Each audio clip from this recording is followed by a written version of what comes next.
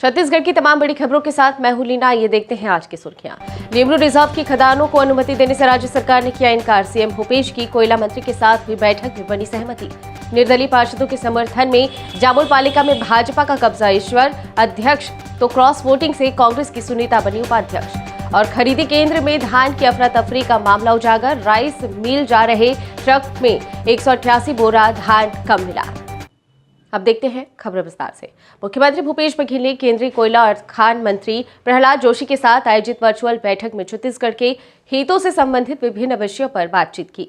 इस दौरान उन्होंने लेमरू एलिफेंट प्रोजेक्ट के दायरे में आने वाले कोल ब्लॉक के खनन की अनुमति देने से इनकार कर दिया। केंद्रीय मंत्री ने राज्य सरकार के प्रस्ताव पर सहमति दे दी है। लेमरू रिजर्व की खदानों को अनुमति देने से राज्य सरकार ने किया इनकार। सीएम भूपेश की कोयला मंत्री जोशी के साथ हुई बैठक में बनी सहमति। इस बैठक में हसदेव अरण्य क्षेत्र के कोयला खदानों की स्थिति पर चर्चा हुई। दरअसल राज्य सरकार ने लेमरू एलिफेंट प्रोजेक्ट को स्वीकृति दे दी है। इस प्रोजेक्ट के दायरे में कई कोयला खदानें आ रही हैं। इनमें गिदमुरी, पतुरिया और मदनपुर साउथ कोल ब्लॉक भी शामिल हैं। वीडियो कॉन्फ्रेंस में केंद्रीय मंत्री को बताया गया कि ये दोनों खदानें लेमरू प्रोजेक्ट का हिस्सा हैं और यहाँ कोयला खनन से पर्यावरण के साथ ही हाथियों को लेकर भी समस्याएं पैदा हो सकती हैं। ऐसे में इन दोनों खदानों की नीलामी उचित नहीं है।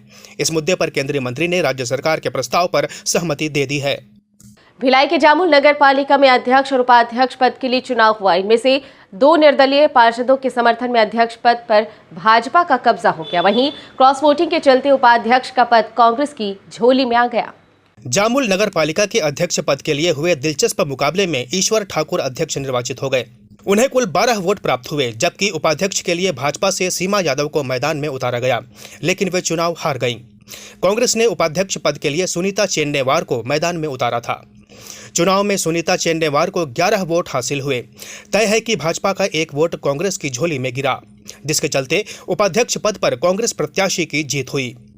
जामुल नगर पालिका में हुए चुनाव में भाजपा के 10 पार्षद होने के बावजूद पार्टी से उपाध्यक्ष पद की उम्मीदवार सीमा साहू को 9 वोट मिले।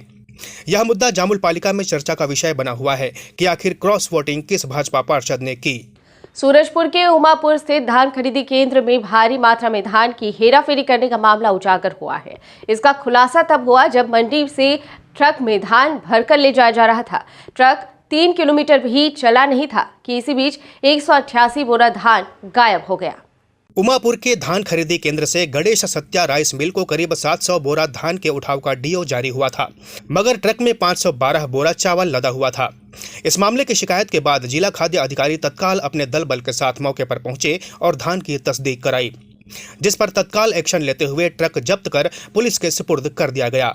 इस संबंध में शिकायत प्राप्त हुई थी धान उपार्जन केंद्र उमापुर में कि वहाँ पे जो है ट्रक में जो है कम धान जा रहा है, डीएम में ज़्यादा धान प्रदाय किया गया ऐसा करके। तो हम लोगों ने इसकी प्रारंभिक जांच कर रहे हैं इस पर। तो प्रारंभिक जांच में जो स्पष्ट सामने दिख रहा है हमको कि गणेश सत्या राइस मिल का ये डीओ जारी हुआ था वहाँ पे 280 क्विंटल का डीओ है। उस पर जो है वाहन ट्रक क्रमांक CG 15 AC 0568 में 668 में 568 में उसमें जो है हम लोगों ने ट्रक को जब रोक करके देखा उसमें तो 512 बैग ही है, जबकि डीएम पर्ची 700 बैग का जारी हुआ है उसमें।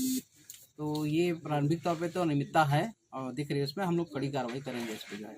ये धान खरीदी नीति का भी उल्लंघन है हमारे और कस्टम मिलिंग एक्ट का भी उल्लंघन है। भारतीय जनता पार्टी के पूर्व मंत्री बृजमोहन अग्रवाल ने कांग्रेस सरकार को वादाखिलाफी की सरकार बताया है।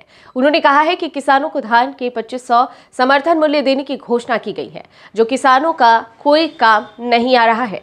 वहीं उन्होंने नक्सलवाद को लेकर भी सरकार पर गंभीर आरोप लगाए हैं। छत्तीसगढ़ सरकार पर पूर्व मंत्री बृजमोहन ने कई आरोप लगाए हैं।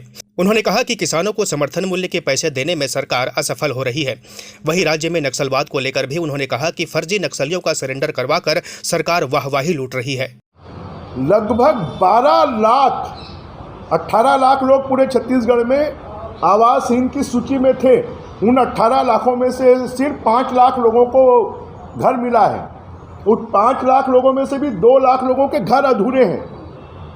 तो जो बाकी 12 लाख लोगों को मकान नहीं मिला, क्या वो किसान नहीं है? आप 2500 रुपये देकर या 6000 रुपये देकर बाकी योजनाओं को बंद कर उनको स्वास्थ्य योजनाओं का लाभ जो मिलना चाहिए वो उनको लाभ नहीं मिल रहा है। तो खाली 2500 रुपये और 6000 रुपये देने से काम नहीं चलेगा। उनके लिए जो विभिन्न प्रकार की योजनाएं हैं, उन योजनाओं का लाभ उनको जब तक नहीं मिलेगा तब तक हम छत्तीसगढ़ के आम आदमी की तरक्की की कल्पना नहीं कर सकते।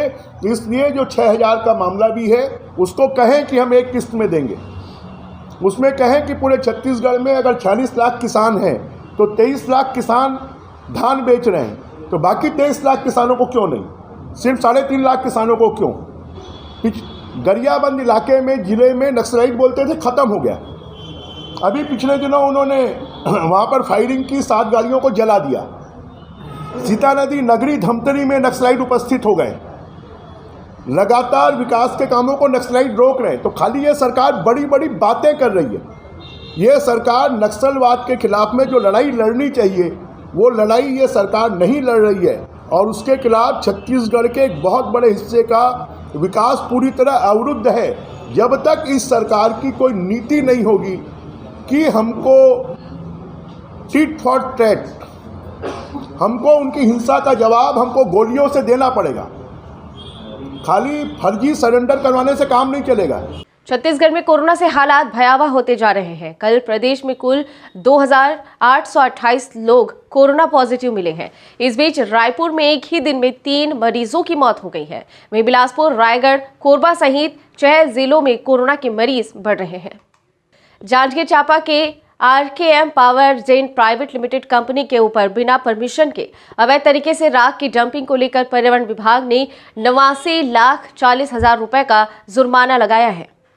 केंद्रीय प्रदूषण नियंत्रण बोर्ड दिल्ली के नियमों के तहत जारी आदेश के मुताबिक RKM power gen private limited को उद्योग और पर्यावरणीय क्षतिपूर्ति अधिरोपित की गई है, जिसके अंतर्गत मालखरौदा विकास खंड के विभिन्न स्थलों पर राख की अवैध डंपिंग होने पर 89,40,000 रुपए की राशि का जुर्माना लगाया गया है। वहीं पावर कंपनी को 15 दिन के भीतर डिमांड ड्राफ्ट के माध्यम से राशि जमा करने के निर्देश दिए गए हैं। पिछले काफ़ी टाइम से मीडिया, जनप्रतिनिधि और आम जनता के द्वारा हमारे पास राखा डंपिंग की शिकायत आ रही थी, जिस संदर्भ में सर ने एक टीम का गठन भी किया था और सभी तहसीलदारों को निर्देशित भी किया गया था कि वो अपने अपने एरिया में राखा डंपिंग जो हो रही है उस संदर्भ में कार्रवाई करें।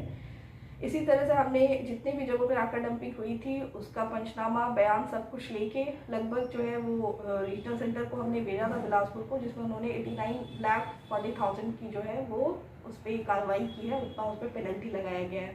आगे भी ऐसे जहाँ जहाँ पे भी बिना NOC के डंपिंग की जाएगी वहाँ पे सख्त कार्रवाई की जाएगी। कोरबा जिले में भाजपा महिला मोर्चा द्वारा प्रधानमंत्री नरेंद्र मोदी की लंबी आयु के लिए मंदिर में महामृत्युंजय जाप किया गया।